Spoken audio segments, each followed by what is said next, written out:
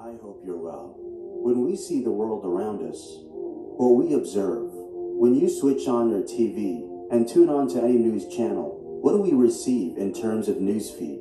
Maybe your answer will be that we only hear of any hate crime, any community being suppressed in one way or the other, the innocent people being subjugated, and so on. Now the world has become a dangerous place to live in.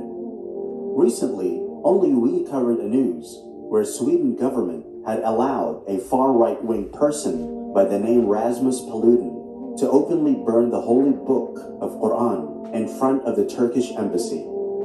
This heinous act got much attention and criticism from Muslims all over the world. Turkey highly condemned the act and also held protests in opposition to the Quran burning incident.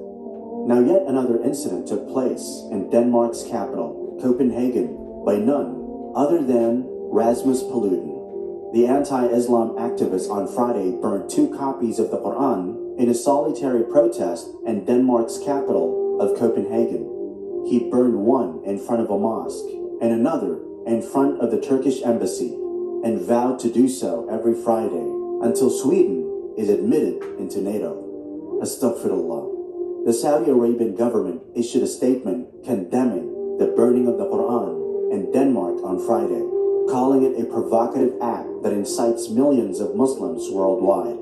They also emphasized their rejection of such actions, which have occurred in multiple European cities, citing freedom of speech as a pretext. The statement also pointed out the lack of strong reactions to put a stop to such practices. While we are seeing such negative and atrocious acts taking place almost every day, we also heard a positive and appreciative step taken by the government of Malaysia.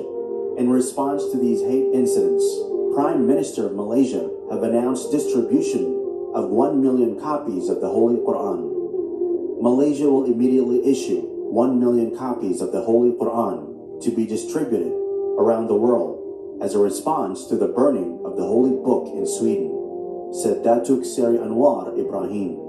Anwar Ibrahim added that he condemned the recent actions of Rasmus Paludan from Sweden and Denmark in the strongest possible terms. As a response to the brazen act committed against the Quran, the Prime Minister suggested that distributing copies of the Quran globally would be the most effective way to counter it. MashaAllah, we appreciate the step initiated by the Malaysian government. This step should be encouraged and followed by other Muslim nations as well. This is a message to all those who try to harm our holy books.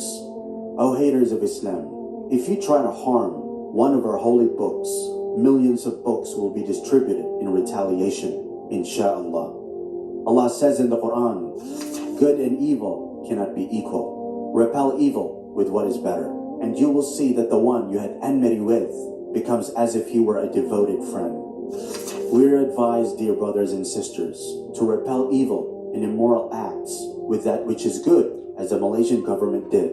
MashaAllah. May Allah give hidayah to other Muslim nations to take example from the Malaysian government. May Allah help us against the wrongdoers. May Allah subhanahu wa ta'ala unite the Muslim ummah. Ameen.